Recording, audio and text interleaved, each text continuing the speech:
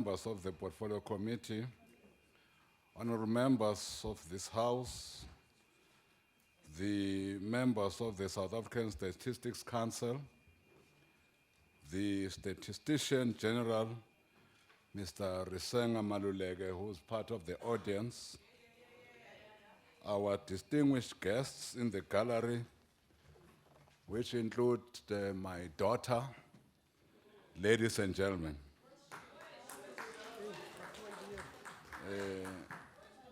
It is my honor to present the 2019-2020 budget of Statistics South Africa, an institution which is so critical in our pursuit of building the South Africa we want. We deliver this budget just a few weeks after the people of South Africa entrusted us with the mandate to govern this beautiful country of ours for the next 5 years. We again want to express our sincere gratitude to South Africans for granting us another opportunity to continue in our pursuit of delivering a better life for all South Africans.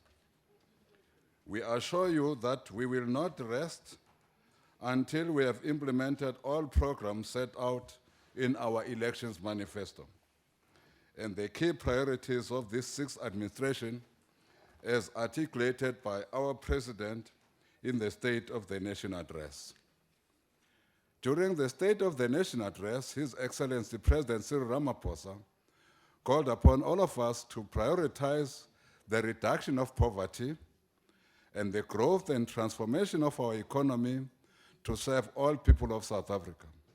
The President also called upon us to prioritize consolidating the social wage through reliable and quality basic services, focus on education, skills and health, spatial integration, human settlements, and local government, as well as building a capable, ethical, and developmental state amongst other priorities. As it stands, our economy is not growing fast enough. In fact, Stats South Africa informed us that the economy shrunk by 3.2% in Q1 of 2019, which shows that a lot more needs to happen in the economic space. Unemployment, as the biggest driver of poverty, has been stubbornly above the 25% mark over the last 10 years, with the last quarter being 27.6%. The picture painted by statistics is not always rosy. However, we do not want rosy pictures for its own sake. The data shows us where the problems are, and it provides baseline information which is critical for shaping the improvements necessary. Honorable Chairperson, as we deliver this budget speech, we must keep in mind that we are striving to improve the human capital base of the economy. We are searching for ways of reducing inequalities in both per capita income and expenditure. We want to modernize the public service for it to be agile and capable to deliver to our people. We want to sufficiently industrialize and diversify as we improve the performance of our economy. Essentially, Honorable Chairperson, we want to build an entrepreneurial state which is responsive and also capable to deliver to our people. Therefore, independent, good quality official statistics are fundamental for building the capable developmental state we want. Such statistics provide knowledge and insight to us as policymakers and the general public. They illustrate what the state of our nation is and give the reality of our people's everyday lives. They assist in identifying needs, setting goals, and monitoring progress. They give us the ability to make decisions informed by scientific evidence. The availability and reliability of scientific evidence also enhances transparency and accountability. in our policy making and implementation process.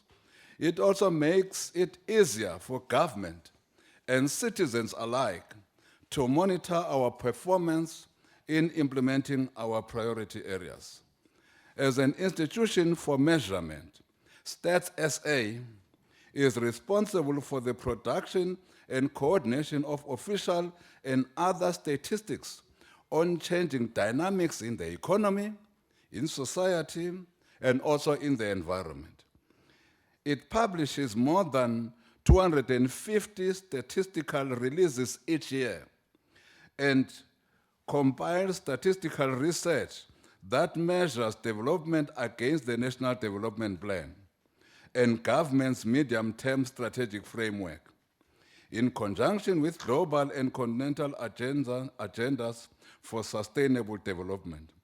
The work of Stats SA therefore serves as reference points of where we are, how far we have traversed to reach our targets, and what we still need to do.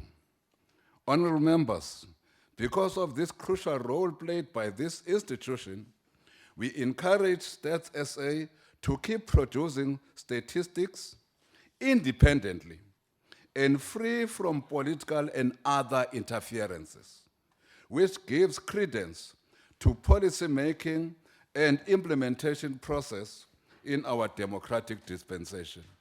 Globally, official statistics are underpinned by the United Nations fundamental principles of official statistics, and in Africa, by the African Charter on Statistics.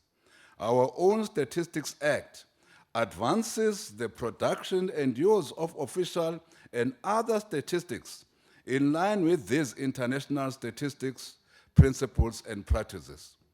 Honorable Chair, we are very proud of the institution we have built as a democratic state over the past 25 years. Stats SA is ranked amongst the best in the world when it comes to good statistical practice and transparency. They continue to participate in international statistical development initiatives and discourse to advance statistical practice in South Africa, Africa, and the world. The employees of Stats SA, whom I had the pleasure of interacting with recently, are among the best trained statisticians in the world. And in this regard, we have become a victim of our own successes, as we have in recent years seen international institutions recruiting some of our most experienced statisticians. These institutions that have poached from us includes the likes of the United Nations, the World Bank, and Statistics Australia. In my recent interaction with senior management at Stats SA, as led by the Statistician General, Mr. Risenga Maluleke, I was informed that the institution underwent budget cuts to the tune of approximately 177 million in 2017-2018. I was also informed that this has negatively affected the institution's ability to cover compensation of employees, thereby leading to their inability to retain critical skills and fill critical vacancies. I have also been informed that the budget cuts have led to overspending on compensation of employees by 92 million in 2018-2019, and there is projected to overspend by 78 million in 2019-2020. Notwithstanding these challenges, the institution still received an unqualified audit opinion. As the executive, we will verify the history of what informs such alleged budget cuts, which has negatively affected their finances on the compensation of employees. We are of the view that it is important to satisfy ourselves on the history and reasoning of such alleged cuts, particularly as they relate to the institution's ability to compensate their employees. We will all agree that the current financial situation of States SA is unsustainable, and we will therefore engage the National Treasury on how best this untenable situation can be normalized to ensure that States SA continues to meet our national demand for statistical information. Furthermore, because government is not the only client States SA services, business and other organizations who make use of States SA products in their planning, monitoring, and evaluation activities, as well as decision-making processes, will also be approached with a view of having them make a contribution in order for us to keep our States SA ranked among the best in the world. We are also, through innovation and modernization, exploring the use of digital platforms to ensure we maintain and improve our level of competitiveness with the Europeans on data.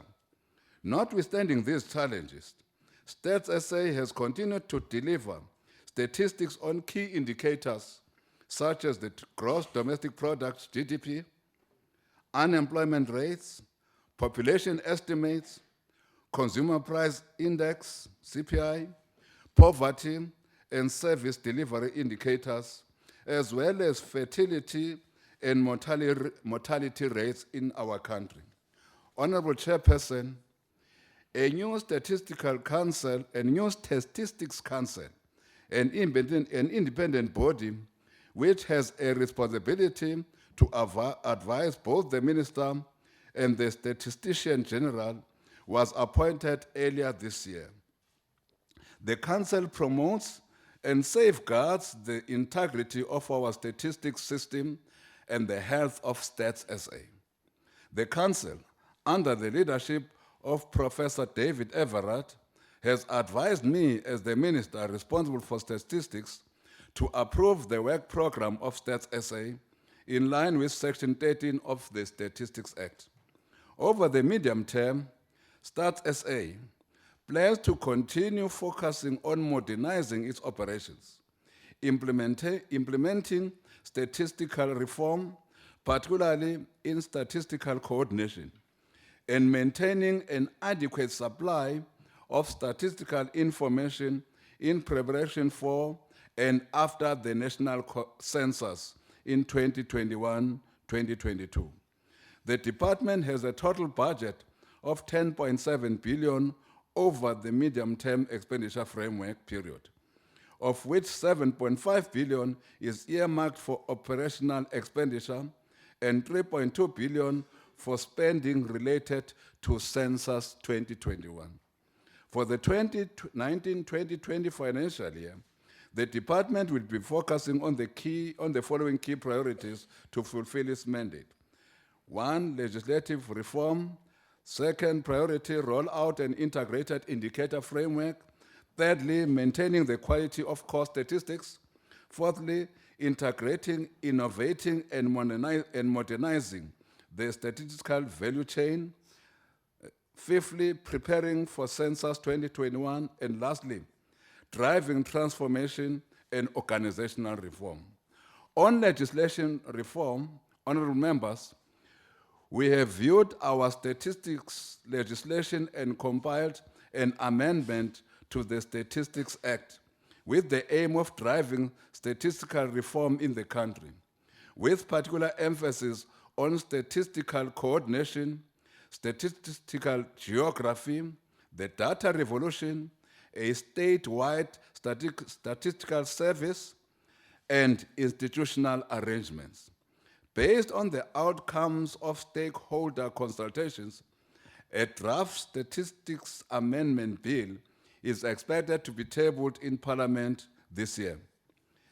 On integrated indicator framework, an integrated indicator framework has been developed that aligns policy agenda at various levels, such as the Sustainable Development Goals, SDGs, at global level, Agenda 2063 at a continental level, the National Development Plan, and the Medium-Term Strategic Framework at national levels, and provincial growth and development plans at provincial levels, as well as district growth and development plans and integrated development plans at district and local levels. All these form the basis of what needs to be measured in the national statistics system. During 2019-20, the department will focus on rolling out the integrated indicator framework among organs of state in order to strengthen statistical coordination and production in the statistical system. The integrated framework will be used as a guide to inform prioritization of statistical series and operations. For statistical coordination, including legislative reform, 85.7 million has been allocated over the medium term in the National Statistics System sub-program in the administration program. This will assist in the development of a national statistics strategy, the provision of statistical support, and the coordination of surveys on behalf of organs of state. On maintaining the quality of core statistics, Stats SA delivers more than 250 statistical products annually.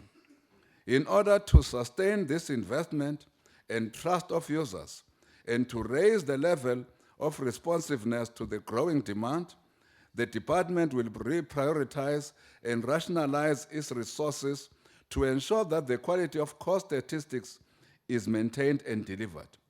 During 2019-20, the department will be engaging users on their needs and demands, as well as on the rationalization of statistical products and series. On integrated, innovating, and modernizing the statistical value chain, honorable members, technology and new statistical methodologies will be our strategic enablers to innovate the statistical value chain for better efficiency.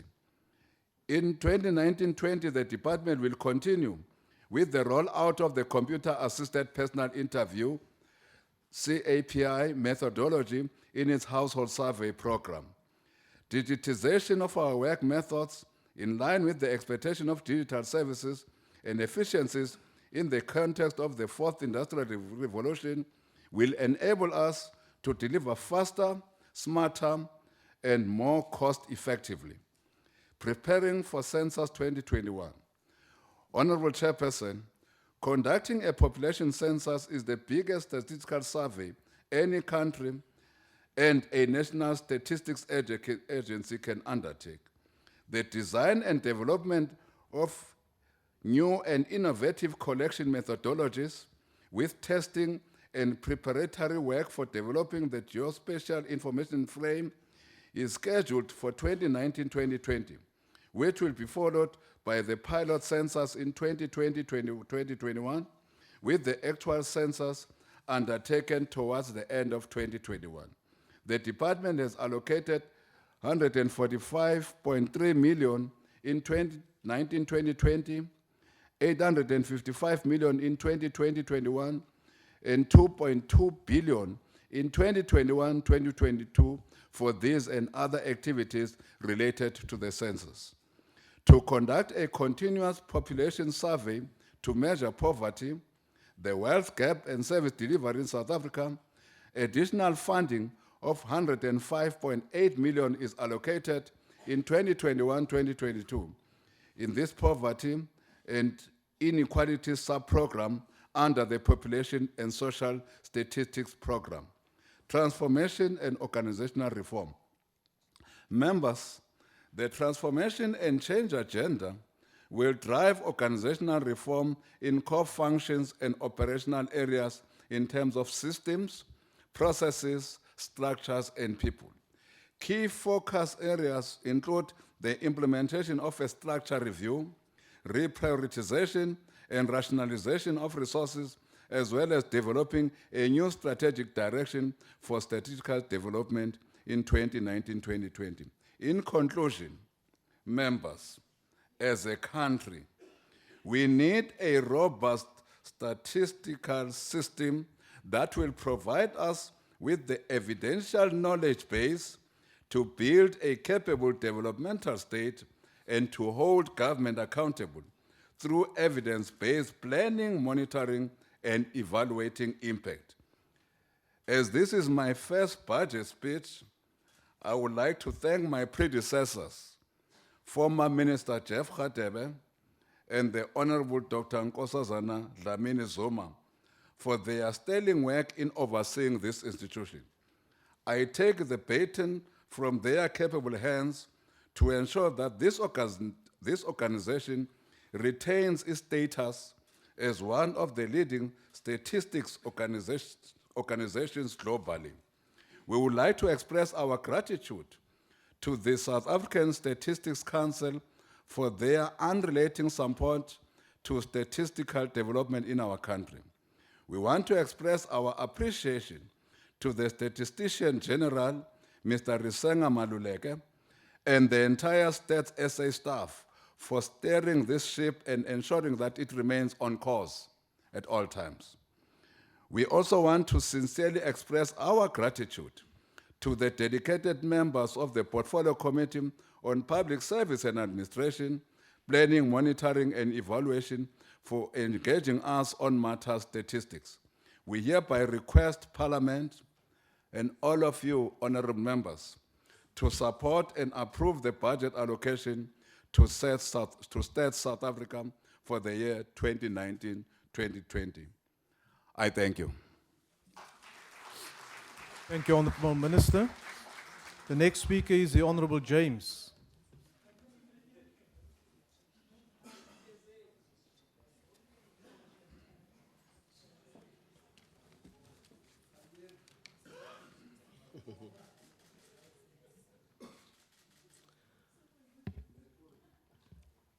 Honorable House Chair, honorable members of the executive and honorable members of parliament, distinguished guests, ladies and gentlemen, fellow South Africans, indeed it is a great honor for us as the ANC to continue with the mandate you have given us. And we thank you for again trusting us to deliver on a people's plan for a better life for all.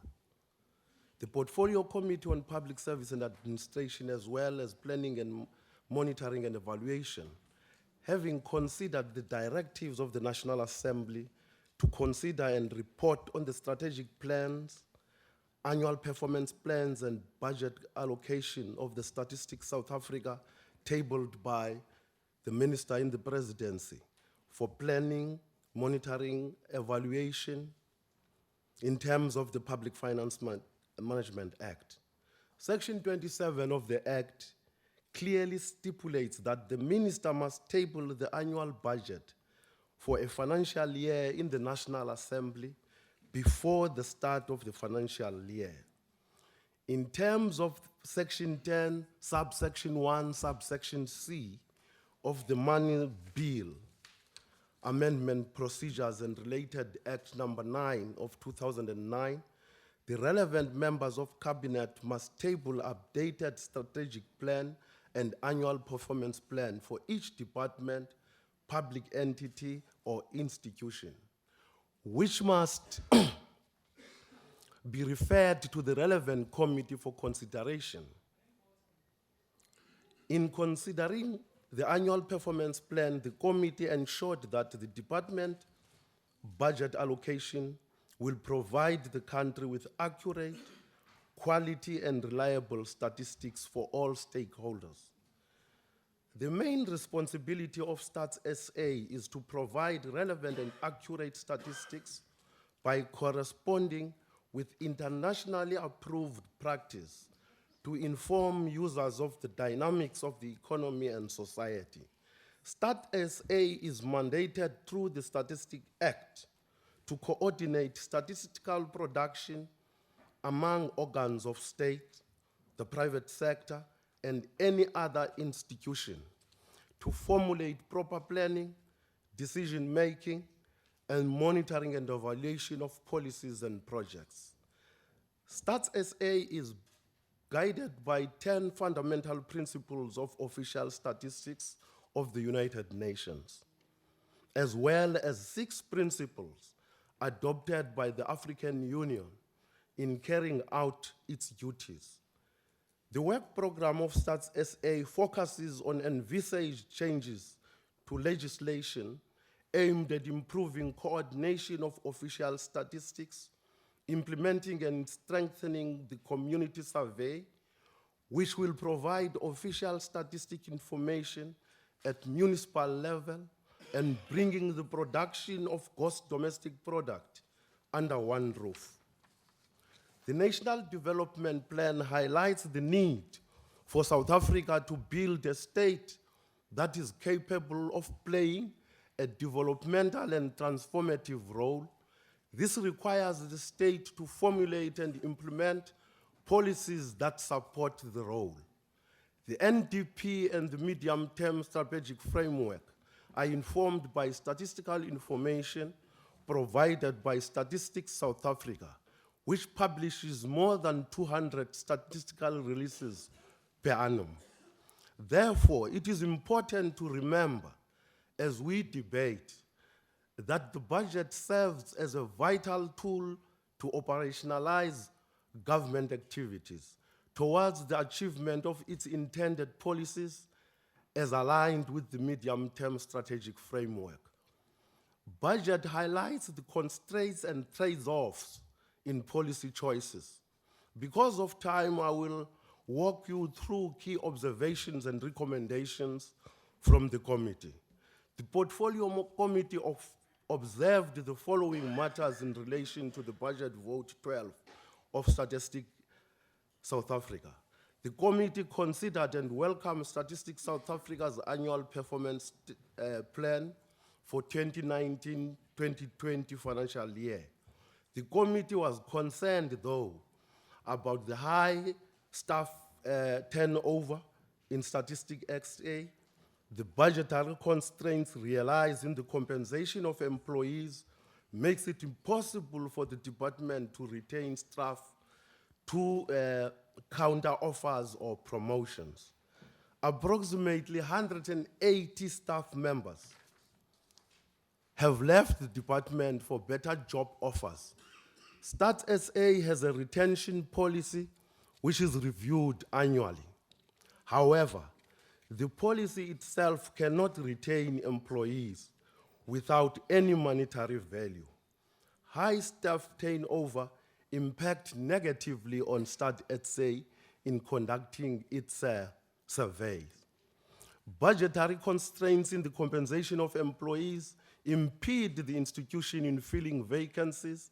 The last time Stats SA filled position was in October 2016. Stats SA has 608 vacancies in 2019-2020 financial year, which increased the vacancy rate above acceptable 10% rate as prescribed by the Public Service Regulations of 2016.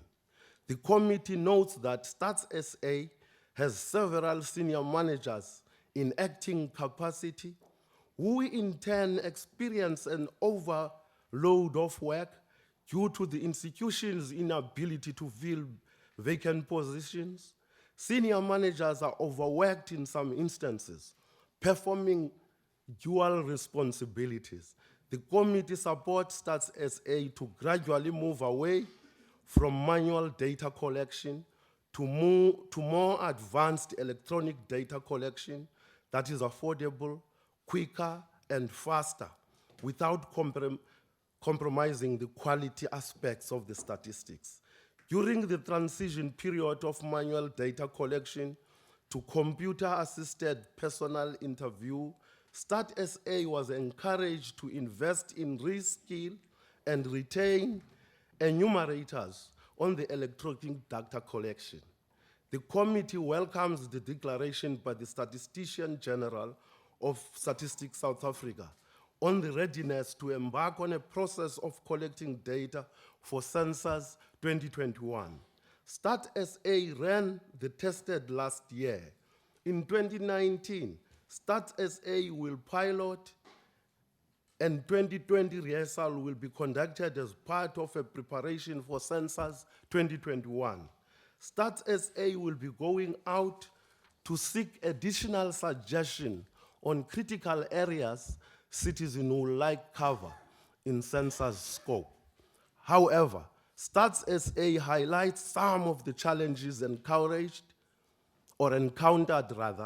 including accessibility in the gated community, impacting on the efficiency of the department to execute its mandate. The committee notes that Stats SA has discontinued certain projects due to budget constraints experienced across the public service. Stats SA was encouraged to devise strategy to continue implementing its set projects with the allocated budget. The committee urged Stats SA in future to highlight funded and unfunded projects as an impact in the country. In terms of the legislative reforms, the committee notes the project made thus far with regard to the amendment of the Statistics Act of 1999 that intends to drive statistical reform in the country, with a particular emphasis on statistical coordination, statistical geography, the data revolution, a statewide statistical service and institutional arrangement. The amendment will further ensure coordination between organs of state for the purpose of enhancing efficiency in statistical systems. The committee was pleased that most of the government institutions use statistics as an evidence-based in policymaking. Evidence-based policymaking is promoted across government, particularly in planning. The committee further encouraged Stats SA to continue providing government with sound and reliable data to inform evidence-based policy decisions and choices. The DPME has to ensure statistical data is utilized in policy decision-making when developing the medium-term strategic framework for 2020-2024 and other government programs. The committee was pleased by the Minister in the Presidency for Planning, Monitoring and Evaluation for giving assurance to maintain and protect the independence of Stats SA in discharging its mandate as per Statistical Act. Stats SA was urged to consider the Auditor General's findings to improve areas highlighted for corrective actions. The committee therefore recommends as follows. We recommend that Statistics SA, through the Minister of the Department of Planning, Monitoring and Evaluation, must ensure that Statistics South Africa should expeditiously finalize amendment of the Statistics Acts that will drive statistical reform in the country.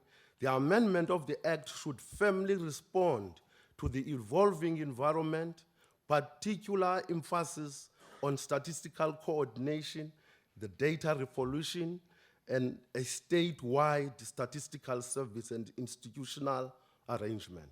Stats SA should continue to enhance and enrich the space of policy-making decisions and outcomes across a wide range of sectors through producing reliable and timely statistics. Stats SA should always strive to be an institution that guides statistically public policy when there is an open debate on matters of national importance, such as proposal on amendment of Section 25 of the Constitution. Statistics South Africa should strive to find amicable solutions in the manner in which the Auditor General of South Africa audits the institution. In order to develop mutual understanding, Auditor General should take into cognizance the nature and the complexity of the Statistics South Africa's work when auditing the institution. Audit must not impact on the independence of Stats SA. Stats SA should invest in retaining and reskilling its employees as the department is gradually migrating from manual data collection to electronic data collection for the purpose of delivering successful census. Stats SA should provide the committee with comprehensive report on its readiness to conduct Census 2021 before March 2020. The Department of Planning, Monitoring and Evaluation and the National Treasury should find a lasting finding solution to enhance statistic budgetary constraints, impeding on the institution to fill vacancies and retain highly competent staff. Budget constraints impact negatively on the Stats SA's efficiency to implement its mandate. This critical policy area should be given urgent attention. In conclusion, Stats SA remains a key strategic player in this transformative agenda by producing evidence-based, quality and accurate official statistics for the country. Therefore, as the committee, we urge the House to approve and adopt this budget vote 12. Thank you very much. Thank you, Honourable Member. The next speaker is the Honourable Kachalia.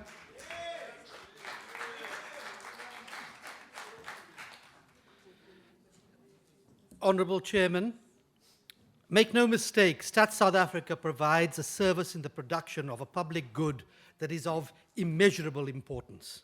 Let's preface this with a reference to the 80-20 principle. This rule, otherwise known as the Pareto principle, was first observed by an Italian engineer turned economist. He observed in his country that 80% of the land was owned by 20% of the population. He also noticed that 20% of the plants in his garden yielded 80% of the produce. Thus was born the 80-20 rule, one which states in its generalized form that 20% of the input generates 80% of the output. It still has multiple applications over 100 years after its discovery. For instance, consultants will tell you that 80% of the insights are yielded by 20% of the analysis. Clearly a very important principle that many still have to understand. So, when evaluating the potential impact of Stats SA in the provision and analysis of data that allows for a cogent evaluation of where we should be playing, how we should be winning, with what and to what effect, I believe we should err on the side of budgetary generosity, not budgetary cuts. These are statisticians, and with proper monitoring of line expenses, such as that administration and procurement, they should be given the wherewithal to provide reliable and high-quality data information, the provision of which is increasingly important to our economy and our society. These are not like some typical tenderpreneurs and rent seekers that have embedded themselves in the DNA of the ANC. They provide a crucial service. That said, the world is awash with data. There's a growing confusion between official statistics and less reliable data, which may give more weight to opinions and impressions. Official statistics therefore need to stand out as a trustworthy source of information. Big data presents a challenge. Every day, 2.5 quintillion bytes of data are created, so much that 90% of the data in the world today has been created in the last 2 years. Proper exploitation and correct analysis of the data is the key success factor in being able to make better decisions. Demand for statistics is rapidly growing. An increasingly globalized and interconnected world creates new needs for accurate information about economies and societies. But users' needs are becoming more complex than individualized, and more detailed information is needed, for instance, on small population groups and geographic localities. There are opportunities presented by these developments, which, if they are wise, official statisticians will take in order to build on previous successes. But there are also threats. Failure to recognize these or to react to them with complacency could have the most serious consequences. At worst, official statistics could find itself partly or largely replaced by other information and data providers. So let's exploit the comparative advantage of official statistics. Let's improve the value of statistics by putting users of statistics truly at the center, by understanding users and non-users who are potential users of their information needs. Let's design statistics for everyday life, and let's innovate. Let's find the right strategic partners by establishing private-public partnerships on data that is demand-driven, that is required by both the public sector and the private sector to produce data to drive the economy. Deutsche Bahn, the German railway company, for example, publishes for general consumption data sets on everything concerning their industry, how high, how wide, etc. Think how Prasa could have benefited from such information. What this data allows individuals to do is to create apps, for example, to improve services that create and drive businesses and improve lives. So we need to share and learn and stay abreast of the best practices across the statistical community. The threats and opportunities facing statistics are constantly changing. However successful we've been in the past, the future can be assured only by actively responding to these changing circumstances. Data are the lifeblood of decision-making and the raw material for accountability.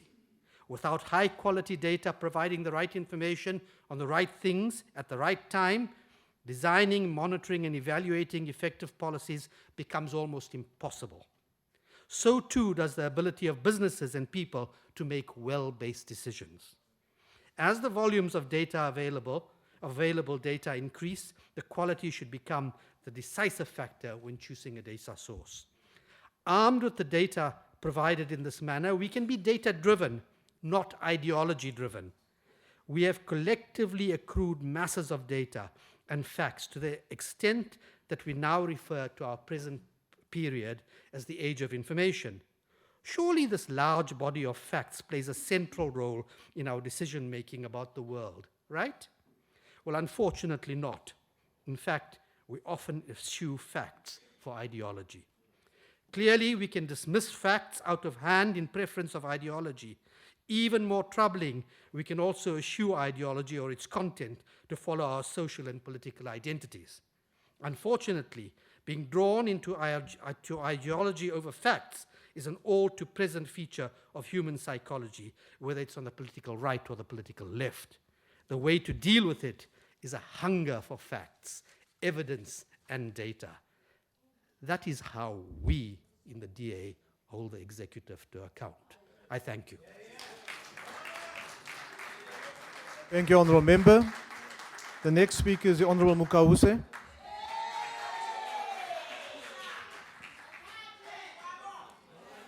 Thank you, House Chair.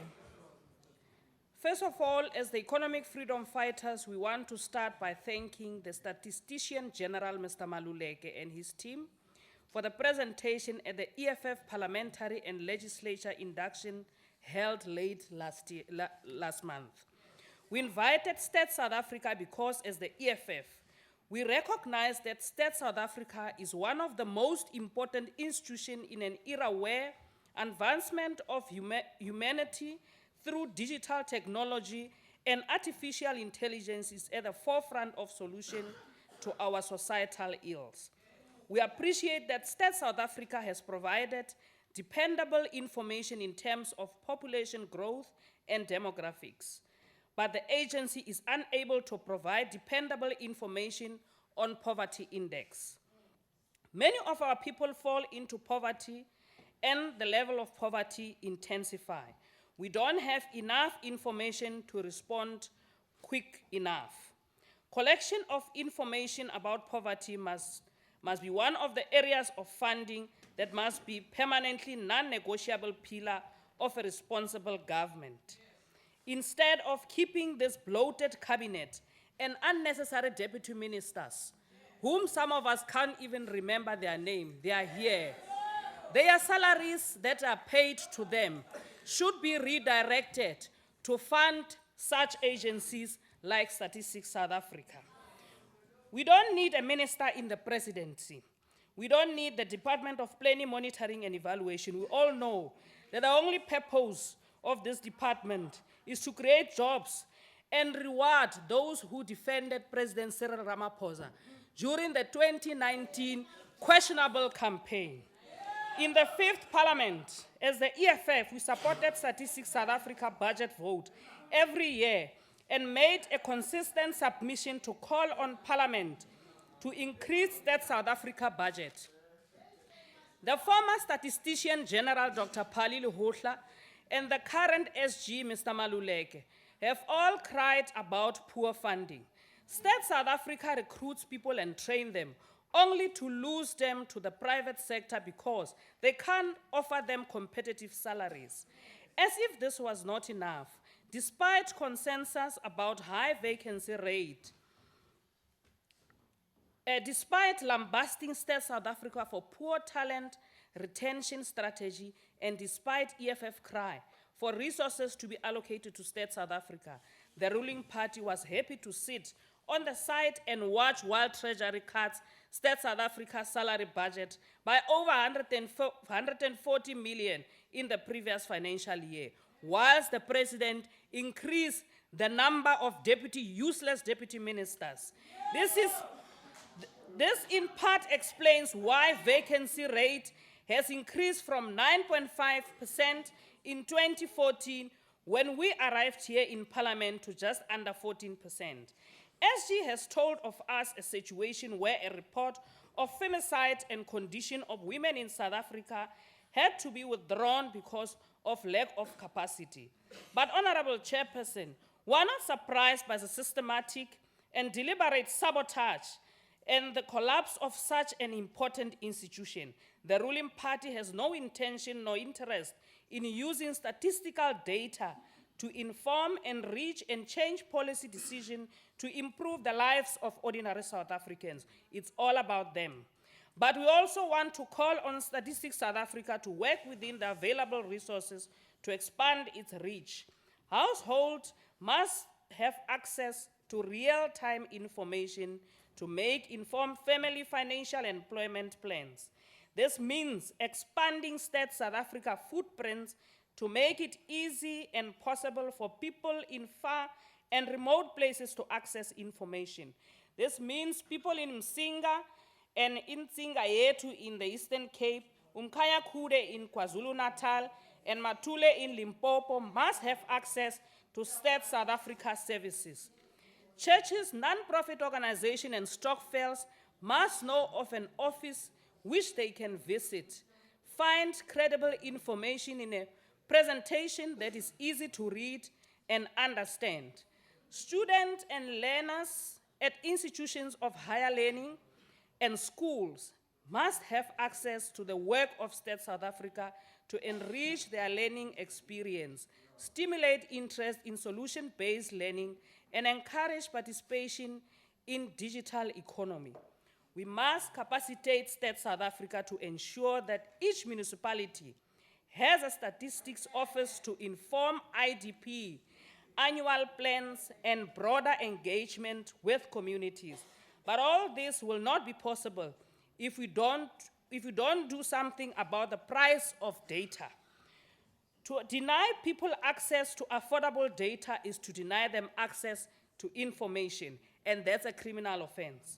Part of the immediate solution to challenges facing State South Africa are to increase State South Africa budget by an additional 55 million with an annual increase over the medium term. State South Africa must table a proposal on how it is going to expand its footprints to ensure accessibility and table it in Parliament within 6 months. State South Africa must table a proposal on how it will work with institutions of higher learning to train more math students in line with the future human resource needs of the organization. State South Africa must also develop technological capacity to protect the credibility of the information. In other platforms, the EFF will continue the call for data to fall to ensure that our people get information freely. Access to statistical information is a human right. Thank you, Chair. Thank you very much. I shall now call on the order, honorable members. I call upon the Honorable M. Tlengwa. Order, honorable members, order. Over to you, sir. Thank you very much, Honorable House Chairperson, rather, my apologies.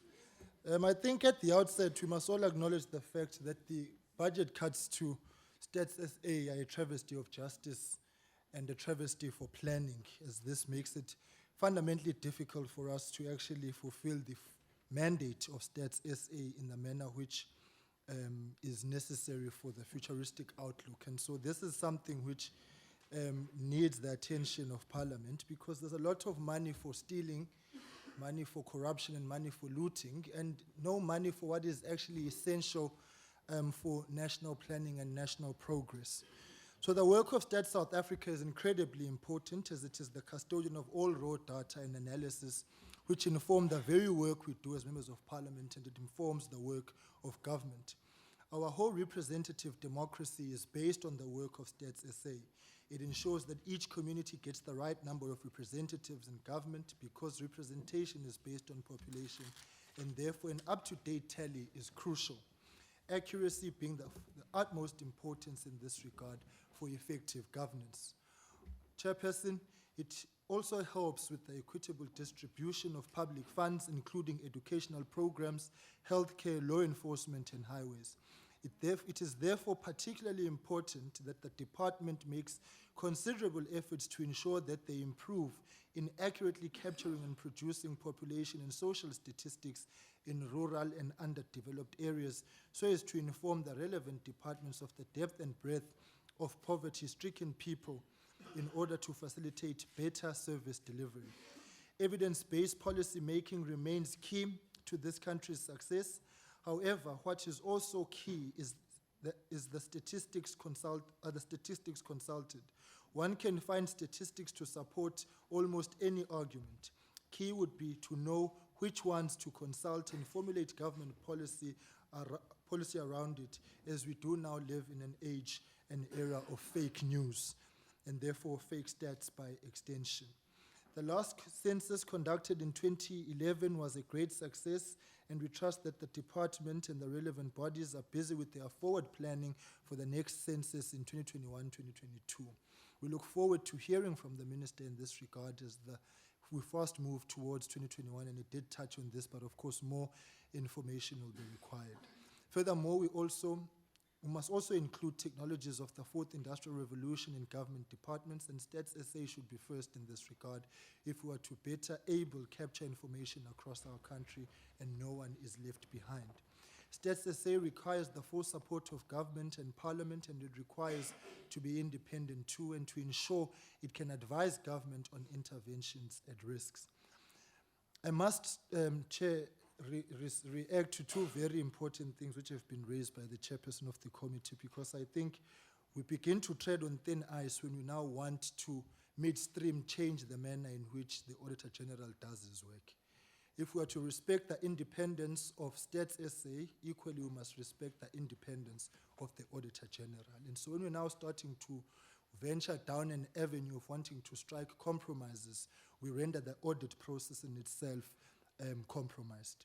Secondly, the issue has been raised about the amendments to the Statistics Act. And I think it would be a dereliction of duty for Parliament to want to wait on the executive or to outsource that responsibility. In this very Parliament, members can now introduce private members' bill thanks to the IFP going to the Concord.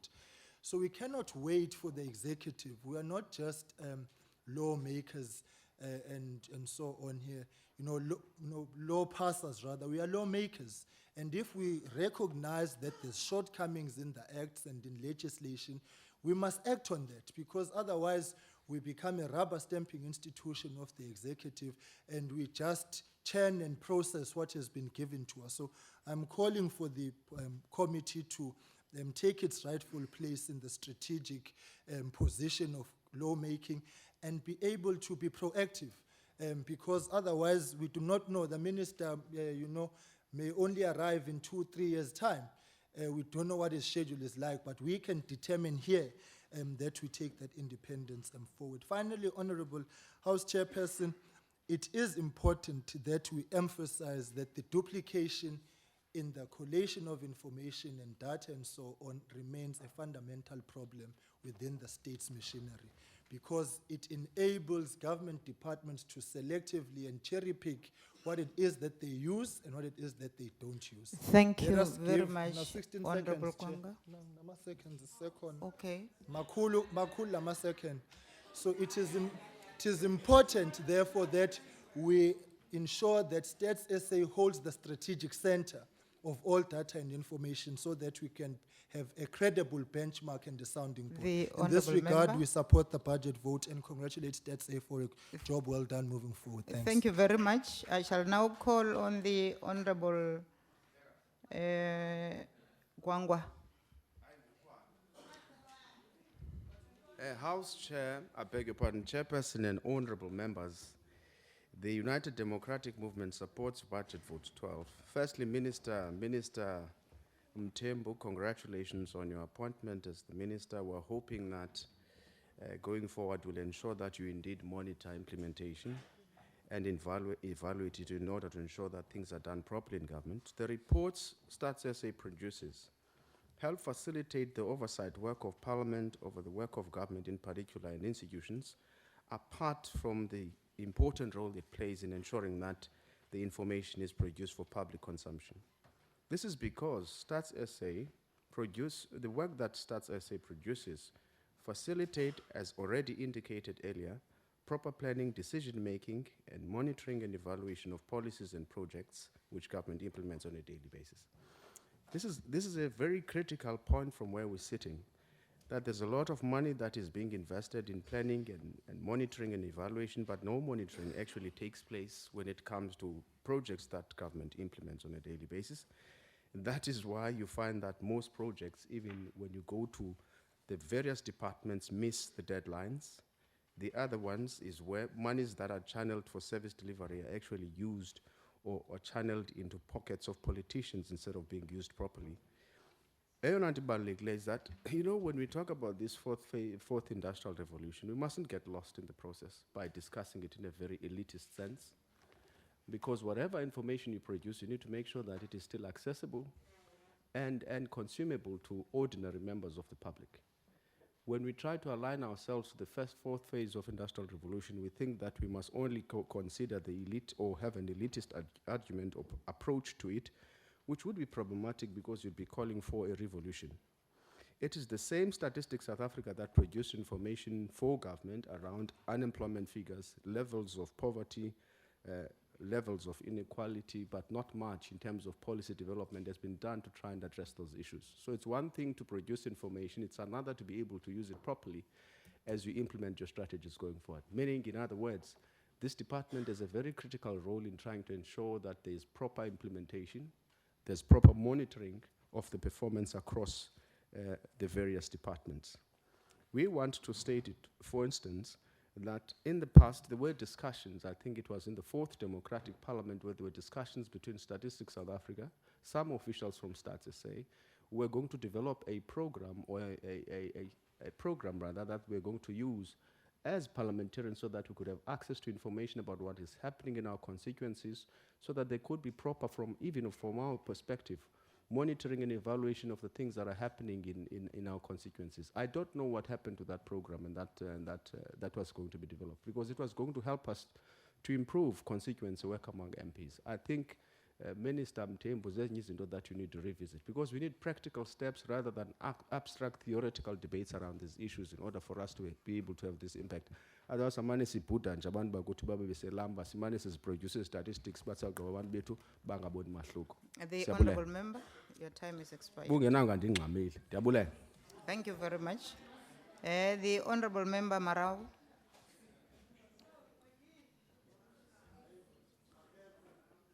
The Honorable Member is not in the house. We pass. The Honorable Member Kiwi. Okay, thank you very much. Oh, she's coming.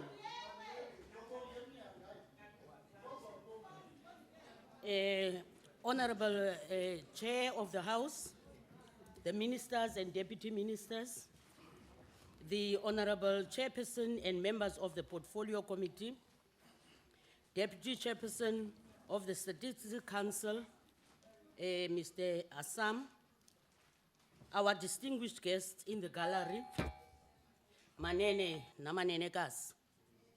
Today, as we debate budget votes, we are reminded of the work and planning that goes into these budgets, much of which is made easier thanks to South Africa statistical releases, which contains important information ranging from economically and functional data that is integral in delivering services by the national government. The trust and confidence by South Africans, the continent, international agencies, and potential investors, amongst other stakeholders, remains solid. Therefore, highlighting State South Africa transparency, crucial in strengthening governance in public institutions. And as the ANC, we will continue to ensure that it thrives and fulfills its mandate uninterrupted. According to the Statistics Act, the purpose of official statistics is to assist organs of state, businesses, other organizations, and the public in planning, decision-making, and monitoring or assessment of policies.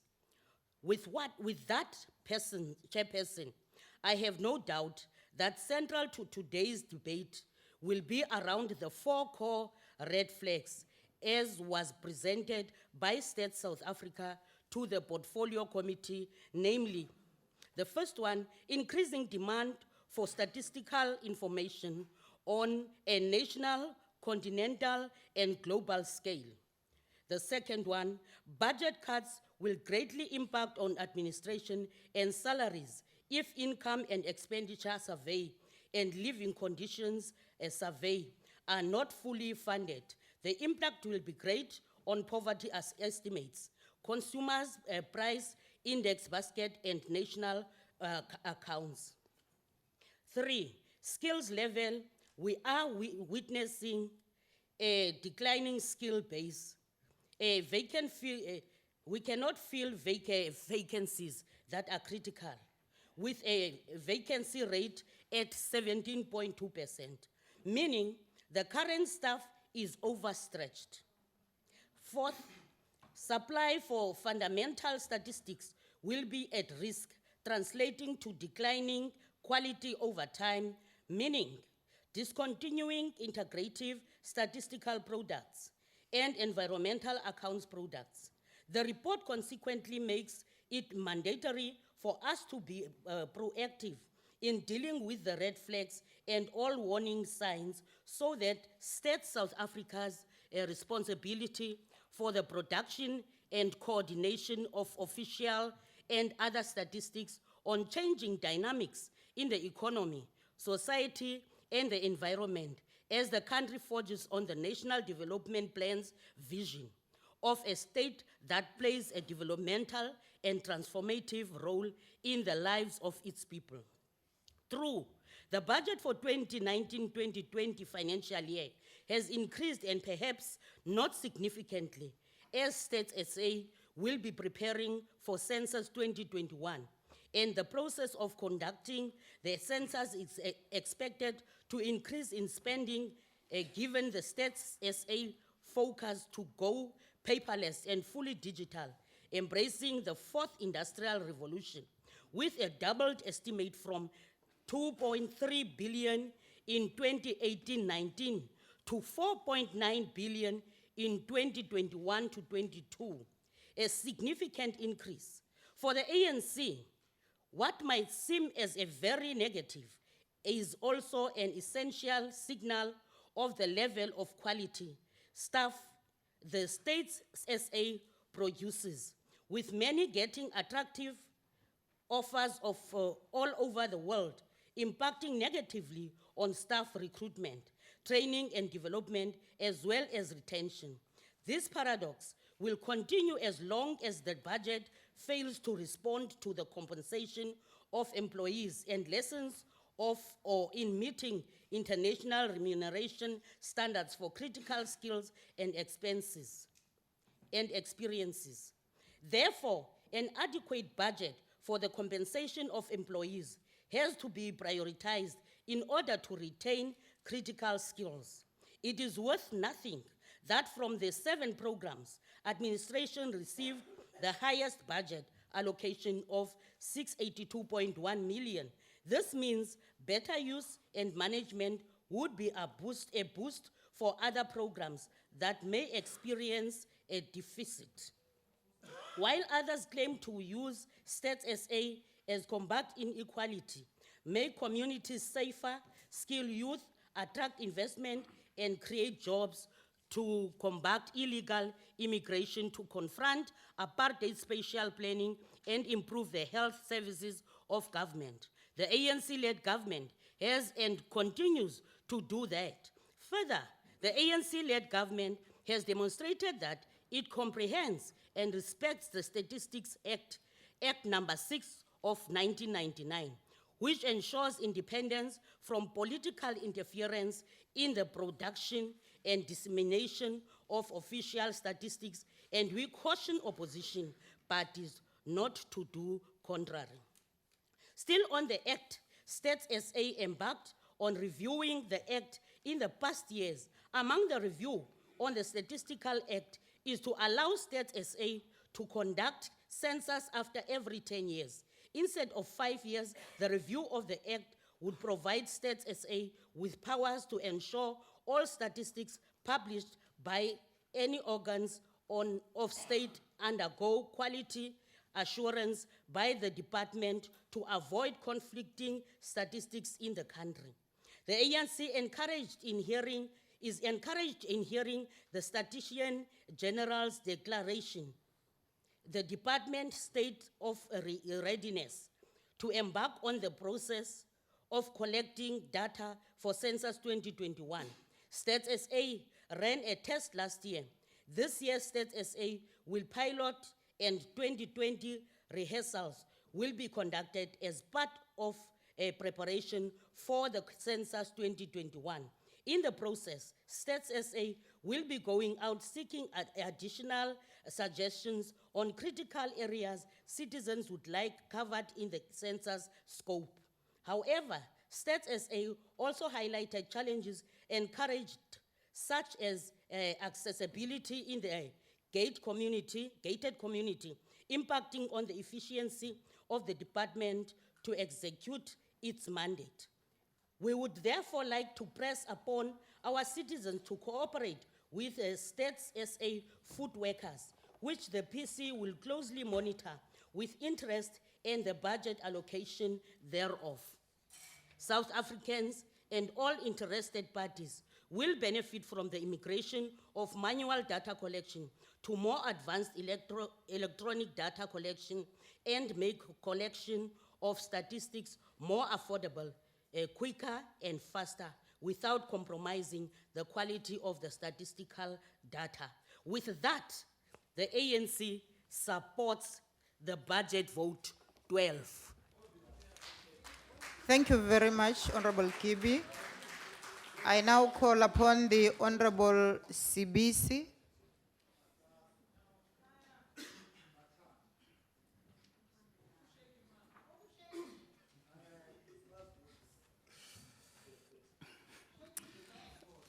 Honorable Chairperson, Honorable Minister, and honorable members of the House, I greet you all. The National Freedom Party welcomes the budget report on the Statistics SA tabled here today. Chairperson, Statistics SA remain an important entity in providing evidence-based, quality and accurate official statistics for the country. As we embrace the fourth industrial revolution, the accumulation of data can be assisted by easy-to-use applications in the hands of ordinary South Africans. This approach can assist in building an inclusive policy-making process. Through this approach, we can improve quality and strive for accurate official statistics. The need to reskill current employees to migrate from manual data collection to electronic data collection gives the department the opportunity to recruit many young graduates in the sector. The inclusion of more young graduates will fast-track the digitalization process. This can open the field for innovative ways of collecting data. The report recommends that Stats SA be a guiding institution in matters of national importance. We cannot allow budgetary constraints with the need to fill vacancies. The institution requires highly competent staff that embody the intellectual capabilities to lead the scientific work of statistics, political competency in understanding the political environment without being politically or politicized, logistical competency for deployment of logistics of large-scale field operations and for strategic choices regarding operational efficiency and cost effectiveness. The independence of State SA must be protected. Through this independence, we can be confident that they will continue to practice best practice in the collection of official statistics. Thank you. Thank you very much, honorable members. We were supposed to have a representative from the ISC organization, so because we do not have anyone in the house, we're going to call the honorable member Malachi from the DA.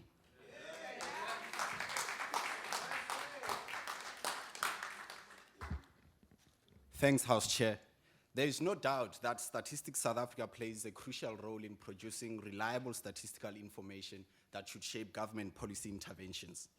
Its information reports are the product of immeasurable hours of data analysis and interpretation. For many South Africans who are not fully aware of the work of Stats SA, it is easily identifiable through two things. One, it is the Office of the Statistician General, and thankfully it was because of the bright suits. And two, the census population reports. In addition, this institution releases periodic reports about the real state of the nation, most of which often goes unnoticed in different sectors of the country. In light of this, one would expect government to be more serious about pursuing evidence-based solutions in formulating policies for the problems our country faces. One would further expect the government to be in favor of well-researched policy interventions rather than the pursuit of populist posturing, as is often the case with the ANC's flirtations with expropriation of land without compensation and nationalization of mines. It is therefore disheartening that government has failed to invest properly in the capacity of Stats SA in a way that will enable it to fulfill its obligations of producing accurate statistical information consistently. And the fact that the ANC government has not done enough to ensure that Stats SA has all the resources it needs to succeed is totally unacceptable, given the numerous repeated pleas for more funding from this institution. Through rampant corruption and wasteful expenditure in the state, operationally sound institutions like Stats SA always become the easy sacrificial lambs when it comes to budget cuts under the guise of austerity measures. The legacy of these budget cuts continues to hurt this institution's prospects of retaining the talent it needs in order to execute its mandates. And several members have highlighted to the fact that the institution is increasingly losing its personnel. Its current state is deeply worrying. It is understaffed, underfunded, and overstretched. And nothing illustrates this than the fact that it hasn't been able to fill critical posts since 2016. 5 of its 9 Deputy Director General posts are currently vacant in terms of the APP. 12 Chief Director posts remain unoccupied. In total, there are currently over 600 vacancies in the institution. Added to this is the fact that the institution's budget has been reduced by over 200 million in the last 2 years. So it is almost impossible for any institution to function optimally with such a high rate of staff shortages. Nor is it possible to consistently produce impeccable statistical research with so much little funding. And as the honorable member indicated, the entity has confessed to having had to dump some of its key projects because there is no money to fund this. It remains a miracle how it has managed to function in the last few years to finalize over 250 publications annually in the midst of all these operational limitations. But the impact of these difficulties pose a major risk, not only to the quality of the work that Stats SA produces, but to its future. And in the APP, the institution is already sending early warning signs to the government that the long-term consequences of these budget cuts and unfilled vacancies will be, and I quote, the declining quality of work over time.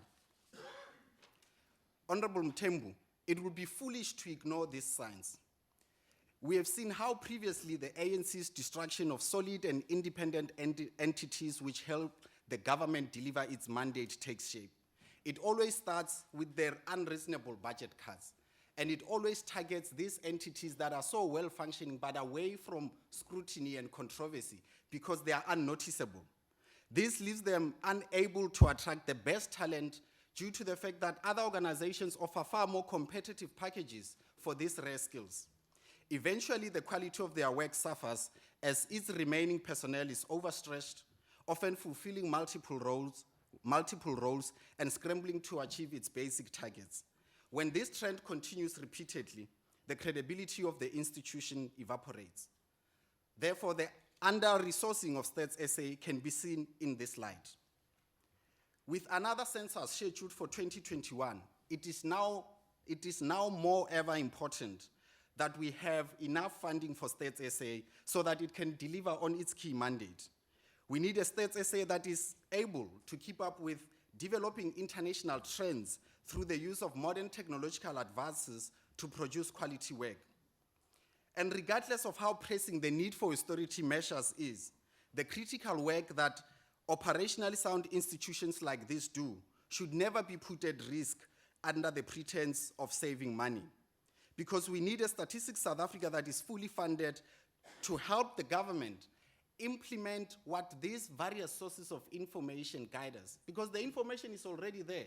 From the quarterly labor surveys that it produces to the annual work program that it produces, the information is there to guide government in terms of where the interventions are needed in society, how it should tackle inequality in society, and how it should be creating the enabling environment that will attract job creation so that we can push back this instance of having over half of the population of young people in this country unemployed. Our country needs a fully staffed Statistics South Africa to continue to produce periodic volumes of data that will inform these policy positions. Minister Mthembu, as a new minister in the presidency and one of the president's well-known trusted allies, you have an opportunity to do the right thing by securing the future of this organization.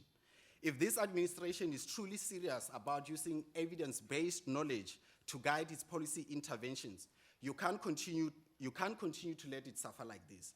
You have an opportunity to do the right thing now by persuading your colleagues in the Treasury, in the Presidency, and across other government departments to stop this rampant wastage of ministerial luxuries and non-important issues and accumulating funding for important institutions that are run well and do important work. The Honourable Member Malachi, I thank your you. time has expired.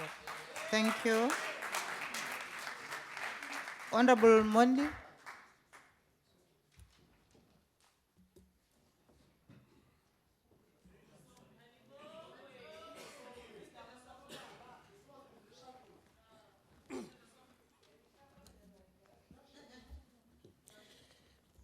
Thank you, House Chair. Minister and Deputy Minister present here today. Honorable members of the House, Honorable Chairperson, and members of the Portfolio Committee, the Statistics Council representatives present here, Statistician General Mr. Sanga Maluleke, commissioners from the NPC, our distinguished guests from the gallery, ladies and gentlemen. Of course, I want to start from a point that we understand this discussion not to be an abstract discussion, because the fourth industrial revolution is with us. And because it is with us, we need to understand that a revolution indeed is about change. And that change is fundamental in that it changes a particular order to a new order. And therefore, for that reason, those who want to stay in the orthodox would remain challenged and not understand that it's time to adapt or to die. Allow me, Honorable Chair of the session, to just remind that this is also accepted internationally. If I were to quote from Professor Klaus Schwab, the chairman of the World Economic Forum on the fourth industrial revolution, and I quote, that it is characterized by a fusion of technologies that is blurring the lines between the physical, digital, and biological spheres. And that's an indication that this is not an abstract discussion. We are dealing with a reality that we need to adapt to. Of course, I must raise the point that when you look at the rural spaces that the honorable member spoke and left, and that reminded me of sessions where people will say, "Kiba Jwetsitse," and I left without getting the answer. Allow me to indicate that, in fact, we are in the fourth industrial revolution, because even the phones that you use begin to measure other things that you do, which you thought Order, would not be honorable done. members. Order. Of course, the Stats SA has helped us to understand that we cannot do planning without looking at statistics.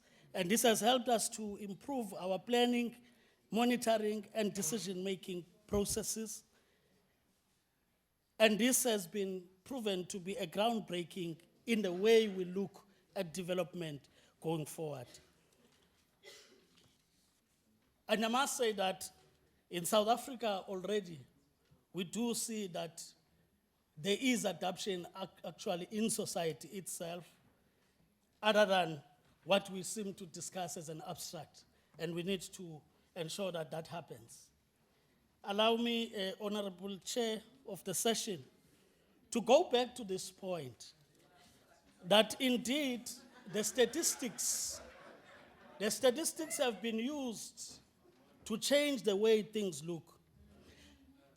Honorable Kachalia, I know it is very easy to forget once you leave the house that you were once on this side and you understood what I mean. That in that score, no, history will judge that you are a product of peoples of the struggle.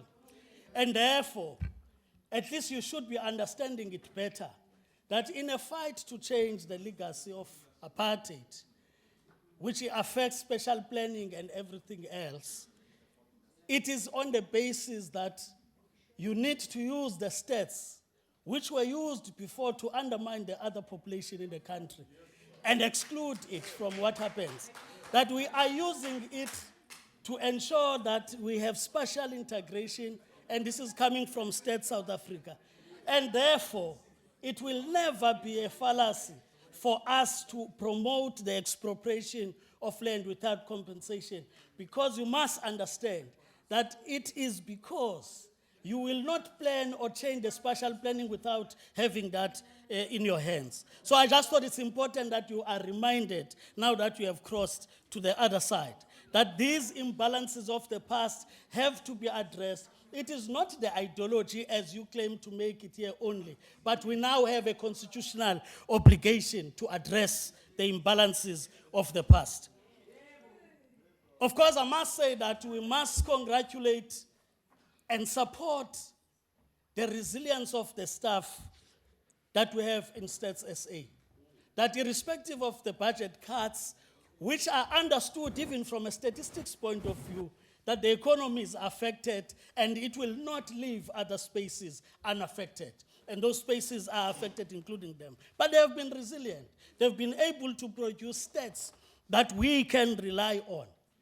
And those stats are showing in the review of the 25 years of democracy that there has been progress made, especially on the social infrastructure. But it also points us to what needs to be done in the current phase. And that's why we are growing the economy of South Africa and growing South Africa together. So in that score, I am not surprised that you will confuse what the States SA does with tenders. Because in any way, there is evidence on the table that you now have coalition governments, and those coalition governments, as Auditor General would have also shown in some of them where you run, that you are actually caught up in that problem. And this is the reason you will mix Tswane and ourselves here in the state SA. So in that score, it is not just about the DNA of the ANC on corruption, but in reality, the state needs to be looked at in totality. And that's why this is why this department will be able to. Order, honorable members. Of course, let me also put this point. Let me put this point that. Order, honorable members. Order. That whilst you have a low opinion on ministers and deputy ministers that have been put in office, I can assure you that from the input that has already been made by the Minister of Planning, Monitoring and Evaluation, there is commitment to do things better and that they are addressing the problem. However, populists will stand in podiums and lament the problems, continue to analyze the problems, but they will not change the situation. And this is what you are doing now, is to change the situation. Allow me to indicate, therefore, that indeed we support this budget because we understand the budget to be an expression financially. It's an expression financially of your policies and programs.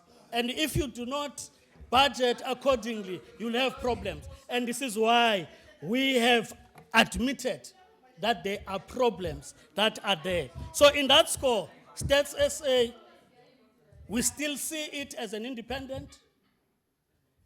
And of course, the States Council presents to us other checks and balances, and that we must respect the stats that are produced and not begin to politicize what is not politicized the states. Because if people that are poor are from a particular racial group, the states will not lie.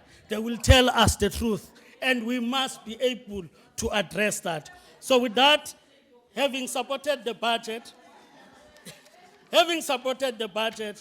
I must say that with the amendment of the legislation, Chair, Order, honorable members.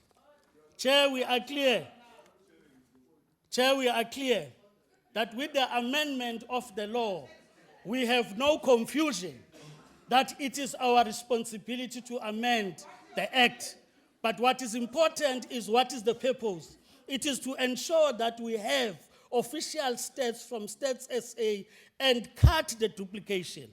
For those who have listened, surely they would have not raised the point again. It will only mean that we didn't listen to the report of the States SA.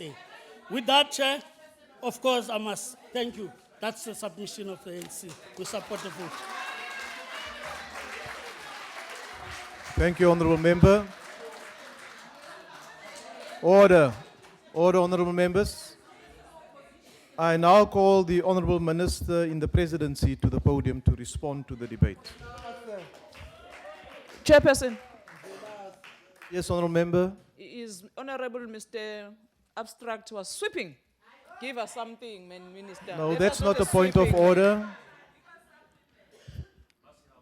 Continue, honorable minister. Chair, you know, I would have thought that all of us agree on one thing.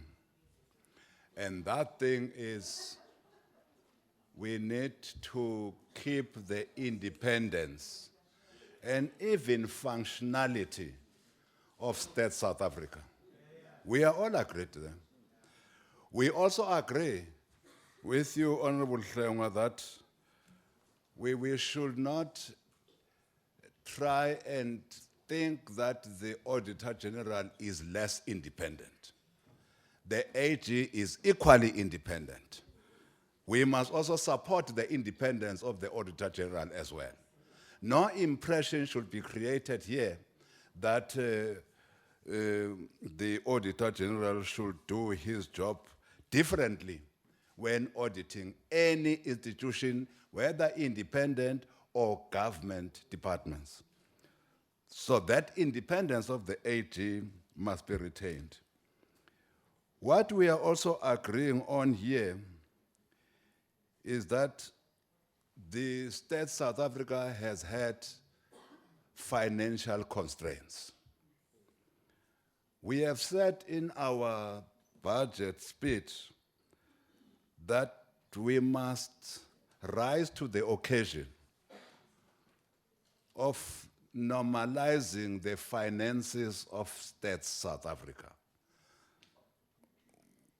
We did not hide the fact that the budget cuts, indeed, to put somebody else's language, was a travesty of justice when it comes to state South Africa. In fact, we have even said in our statement, you know, when we make budget cuts in Treasury, we do not cut anything that is related to compensation of employees. Because if you do so, you run the risk of employees taking you to court and you losing in court as well. We have then said that we don't understand how the budget of Stats SA was cut particularly on the compensation of employees. We don't understand that. It's something that we have said in our statement, Honorable Malati, that it's something that we want investigated. How did this happen? How did us as government cut compensation of employees in state South Africa? And then creating this untenable situation that States SA finds itself now, where in fact, they can't fill, as you correctly said, any positions. They can't. But as a consequence of these cuts on compensation of employees, they can't even improve the monetary benefits to their own staff. That's why many of very senior critical staff have left state South Africa to greener pastures. We are saying, yes, we are prepared to work with you, members of parliament, to unravel this anomaly. How did it happen that there were cuts effected on compensation of employees in State SA? If you want to work with us on that, in that area, rest assured we will come back to you and say, what did our investigation find out in relation to this matter? We cannot allow all of us, as parliament, as the executive, we cannot allow this institution that gives us evidence-based knowledge to collapse under our watch. It just can't happen. No, it will not happen. This is an assurance that we are giving here, that this institution that is so critical to the work that we do, not only work that we do in government, but work that you also do here in parliament. Work that private business people do, because they are also clients of State South Africa. We can therefore not allow the work of this important institution to collapse. In this regard, we will come back to you and say, how are we dealing with the challenges that we have been speaking to? Without being, without trying to be political. I've avoided being political on this matter. I've tried to be as genuine as all of us should be. There are problems. Can we all assist one another to deal with these problems? You are Parliament. You have a responsibility to hold government accountable. We have said to you, we will account to you in this regard. Mtate Malatsi, as you talk about flirtations with expropriation of land without compensation, you know, if you have never seen your people being forcefully removed from their land, not only being forcefully removed, literally being kicked out of their land, you will not understand what it is that we want to achieve with expropriation of land without compensation. You'll never. It's these many African people in our country who have been removed from their land that are saying, do something about this injustice that visited us. And rest assured, immaterial what you say, we will do something about it.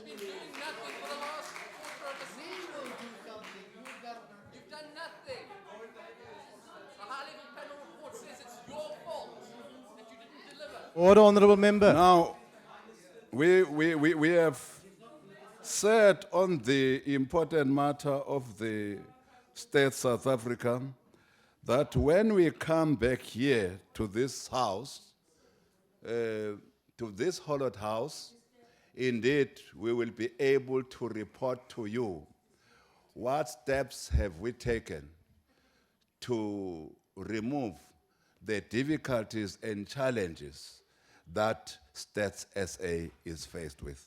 And thank you very much, House Chair. Thank you, Honourable Minister. Honourable members, that concludes the debate and the business of this mini-plenary session, and the mini-plenary will now rise.